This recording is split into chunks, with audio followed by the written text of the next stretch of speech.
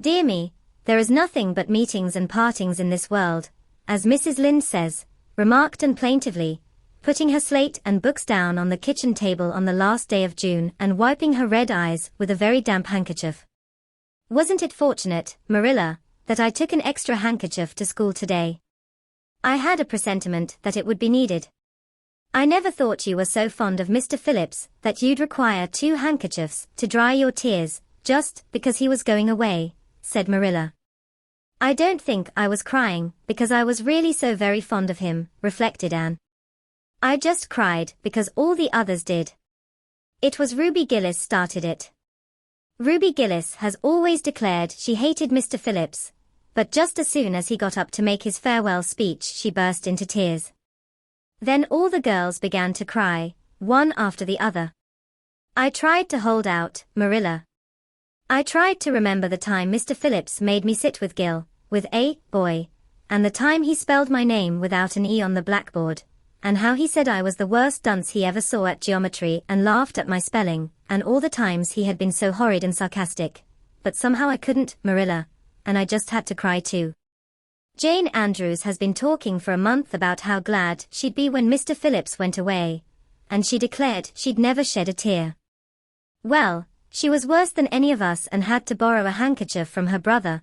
Of course the boys didn't cry, because she hadn't brought one of her own, not expecting to need it. Oh, Marilla, it was heartrending. Mr. Phillips made such a beautiful farewell speech beginning, "The time has come for us to part." It was very affecting. And he had tears in his eyes too, Marilla. Oh, I felt dreadfully sorry and remorseful for all the times I'd talked in school and drawn pictures of him on my slate and made fun of him and Prissy. I can tell you I wished I'd been a model pupil like Minnie Andrews. She hadn't anything on her conscience. The girls cried all the way home from school. Carrie Sloane kept saying every few minutes, "The time has come for us to part," and that would start us off again whenever we were in any danger of cheering up. I do feel dreadfully sad, Marilla. But one can't feel quite in the depths of despair with 2 months' vacation before them, can they, Marilla? And besides, we met the new minister and his wife coming from the station. For all I was feeling so bad about Mr. Phillips going away, I couldn't help taking a little interest in a new minister, could I?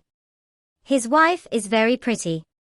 Not exactly regally lovely, of course. It wouldn't do, I suppose, for a minister to have a regally lovely wife, because it might set a bad example. Mrs. Lynde says the minister's wife over at Newbridge sets a very bad example, because she dresses so fashionably. Our new minister's wife was dressed in blue muslin, with lovely puffed sleeves and a hat trimmed with roses. Jane Andrews said she thought puffed sleeves were too worldly for a minister's wife, but I didn't make any such uncharitable remark, Marilla, because I know what it is to long for puffed sleeves.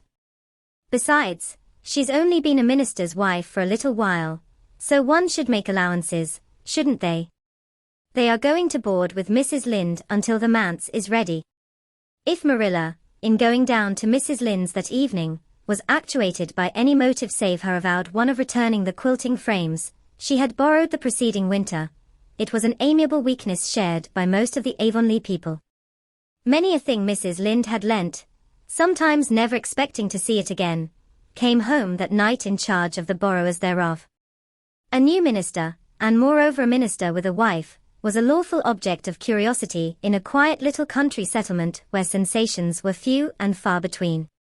Old Mr. Bentley, the minister whom Anne had found lacking in imagination, had been pastor of Avonlea for 18 years. He was a widower when he came, and a widower he remained, despite the fact that gossip regularly married him to this, that, or the other one, every year of his sojourn. In the preceding February, he had resigned his charge, and departed amid the regrets of his people, most of whom had the affection born of long intercourse for their good old minister, in spite of his shortcomings as an orator.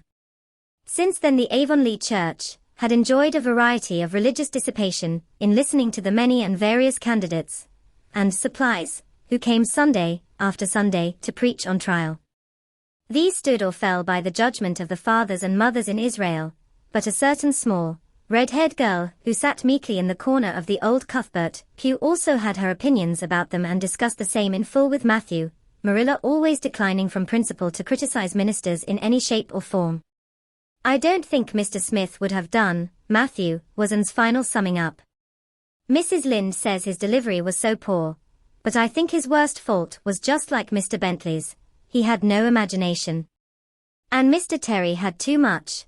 He let it run away with him just as I did mine in the matter of the haunted wood. Besides, Mrs. Lynde says his theology wasn't sound. Mr. Gresham was a very good man and a very religious man, but he told too many funny stories and made the people laugh in church.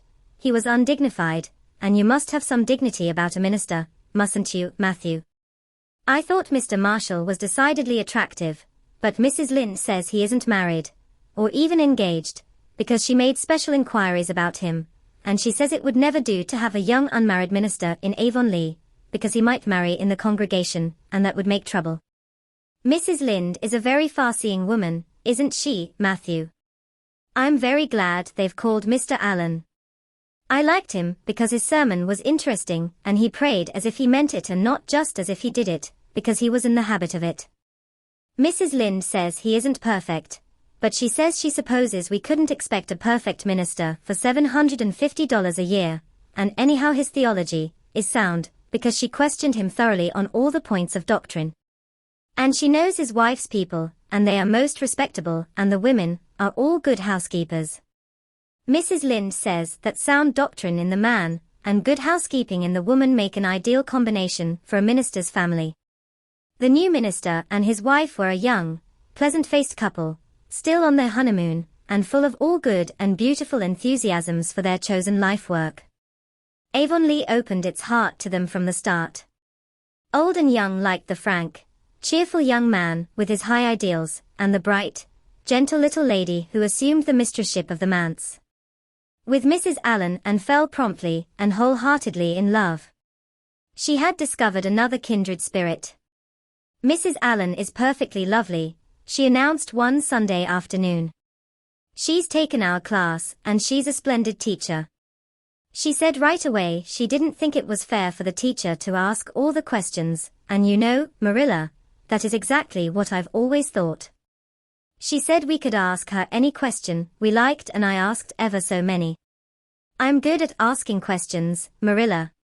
"I believe you," was Marilla's emphatic comment.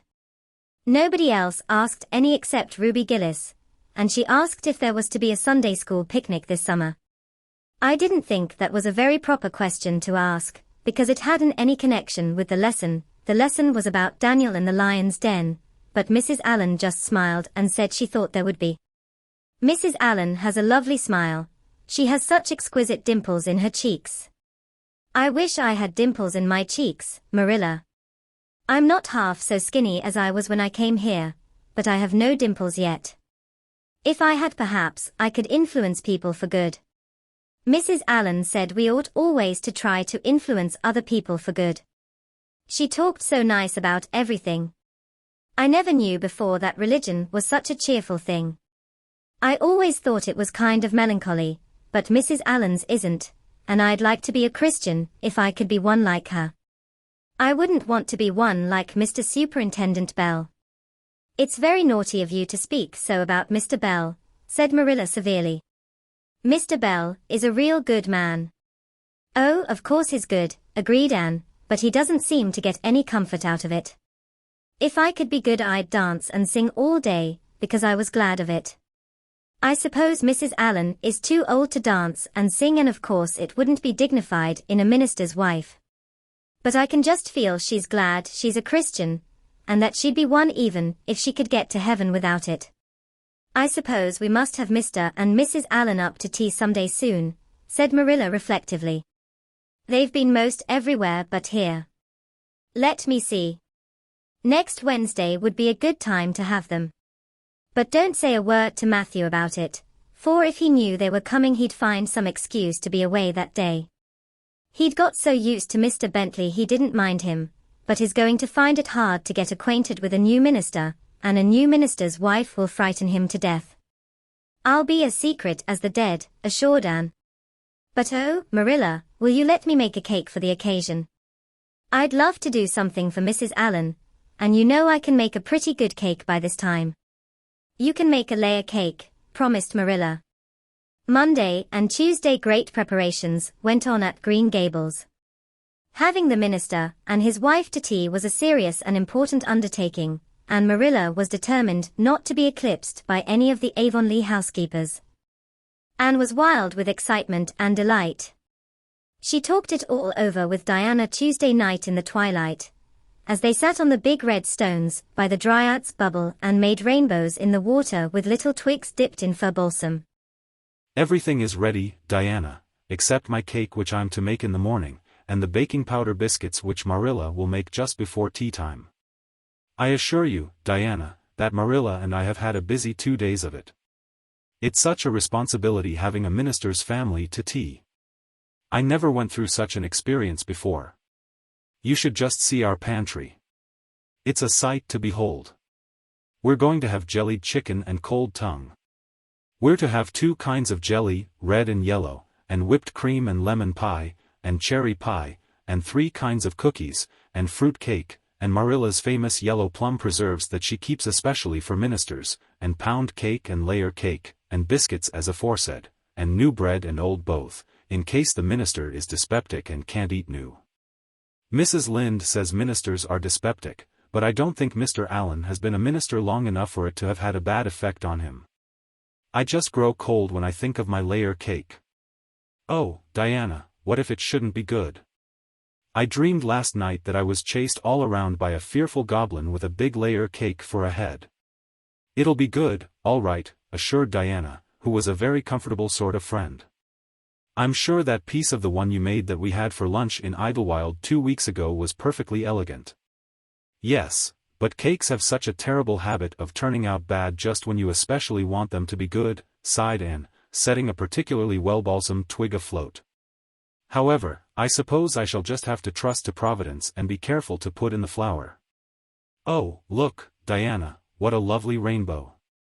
Do you suppose the Dryad will come out after we go away and take it for a scarf? You know there is no such thing as a Dryad, said Diana. Diana's mother had found out about the haunted wood and had been decidedly angry over it. As a result, Diana had abstained from any further imitative flights of imagination and did not think it prudent to cultivate a spirit of belief even in harmless Dryads. But it's so easy to imagine there is, said Anne. Every night before I go to bed, I look out of my window and wonder if the Dryad is really sitting here, combing her locks with the spring for a mirror. Sometimes I look for her footprints in the dew in the morning. Oh, Diana, don't give up your faith in the Dryad. Wednesday morning came. Anne got up at sunrise because she was too excited to sleep. She had caught a severe cold in the head by reason of her dabbling in the spring on the preceding evening, but nothing short of absolute pneumonia could have quenched her interest in culinary matters that morning. After breakfast she proceeded to make her cake. When she finally shut the oven door upon it she drew a long breath. I'm sure I haven't forgotten anything this time, Marilla. But do you think it will rise? Just suppose perhaps the baking powder isn't good? I used it out of the new can. And Mrs. Lynde says you can never be sure of getting good baking powder nowadays when everything is so adulterated. Mrs. Lynde says the government ought to take the matter up, but she says we'll never see the day when a Tory government will do it. Marilla, what if that cake doesn't rise? We'll have plenty without it, was Marilla's unimpassioned way of looking at the subject. The cake did rise, however, and came out of the oven as light and feathery as golden foam. And, flushed with delight, clapped it together with layers of ruby jelly and, in imagination, saw Mrs. Allen eating it and possibly asking for another piece. You'll be using the best tea set, of course, Marilla, she said. Can I fix the table with ferns and wild roses?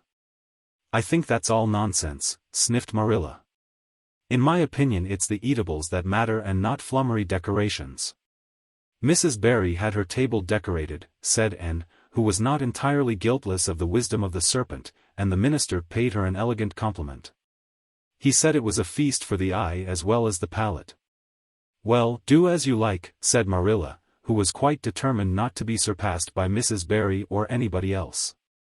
Only mind you leave enough room for the dishes and the food. And laid herself out to decorate in a manner and after a fashion that should leave Mrs. Barry's nowhere. Having abundance of roses and ferns and a very artistic taste of her own, she made that tea table such a thing of beauty that when the minister and his wife sat down to it they exclaimed in chorus over its loveliness. "It's Anne's doings," said Marilla, grimly just, and felt that Mrs. Allen's approving smile was almost too much happiness for this world. Matthew was there, having been inveigled into the party only goodness and knew how. He had been in such a state of shyness and nervousness that Marilla had given him up in despair, but took him in hand so successfully that he now sat at the table in his best clothes and white collar and talked to the minister not uninterestingly. He never said a word to Mrs. Allen, but that perhaps was not to be expected. All went merry as a marriage bell until Anne's layer cake was passed. Mrs. Allen, having already been helped to a bewildering variety, declined it. But Marilla, seeing the disappointment on Anne's face, said smilingly, "Oh, you must take a piece of this, Mrs. Allen. And made it on purpose for you." "In that case I must sample it," laughed Mrs. Allen, helping herself to a plump triangle, as did also the minister and Marilla. Mrs. Allen took a mouthful of hers and a most peculiar expression crossed her face. Not a word did she say, however, but steadily ate away at it. Marilla saw the expression and hastened to taste the cake. "And Shirley," she exclaimed, "what on earth did you put into that cake?" "Nothing but what the recipe said," Marilla cried, and with a look of anguish. "Oh, isn't it all right?" "All right. It's simply horrible. Mr. Allen, don't try to eat it. And, taste it yourself. What flavoring did you use?" "Vanilla," said Anne, her face scarlet with mortification after tasting the cake. "Only vanilla." "Oh, Marilla, it must have been the baking powder. I had my suspicions of that Bach. Baking powder fiddlesticks. Go and bring me the bottle of vanilla you used." And fled to the pantry and returned with a small bottle partially filled with a brown liquid and labeled yellowly, "Best vanilla." Marilla took it, uncorked it, smelled it. "Mercy on us, Anne, you flavored that cake with anodyne liniment." "I broke the liniment bottle last week and poured what was left into an old empty vanilla bottle. I suppose it's partly my fault, I should have warned you, but for pity's sake why couldn't you have smelled it?" And dissolved into tears under this double disgrace. "I couldn't, I had such a cold," and with this she fairly fled to the gable chamber, where she cast herself on the bed and wept as one who refuses to be comforted. Presently a light step sounded on the stairs and somebody entered the room. "Oh, Marilla," sobbed Anne, without looking up, "I'm disgraced forever. I shall never be able to live this down. It will get out, things always do get out in Avonlea. Diana will ask me how my cake turned out and I shall have to tell her the truth. I shall always be pointed at as the girl who flavored a cake with anodyne liniment. Gil, the boys in school will never get over laughing at it. Oh, Marilla, if you have a spark of Christian pity don't tell me that I must go down and wash the dishes after this. I'll wash them when the minister and his wife are gone, but I cannot ever look Mrs. Allen in the face again. Perhaps she'll think I tried to poison her. Mrs. Lynde says she knows an orphan girl who tried to poison her benefactor. But the liniment isn't poisonous. It's meant to be taken internally, although not in cakes. Won't you tell Mrs. Allen so, Marilla? Suppose you jump up and tell her so yourself, said a merry voice. And flew up, to find Mrs. Allen standing by her bed, surveying her with laughing eyes. My dear little girl, you mustn't cry like this, she said, genuinely disturbed by Anne's tragic face. Why, it's all just a funny mistake that anybody might make. Oh, no, it takes me to make such a mistake, said Anne forlornly. And I wanted to have that cake so nice for you, Mrs. Allen. Yes, I know, dear. And I assure you I appreciate your kindness and thoughtfulness just as much as if it had turned out all right. Now, you mustn't cry any more, but come down with me and show me your flower garden.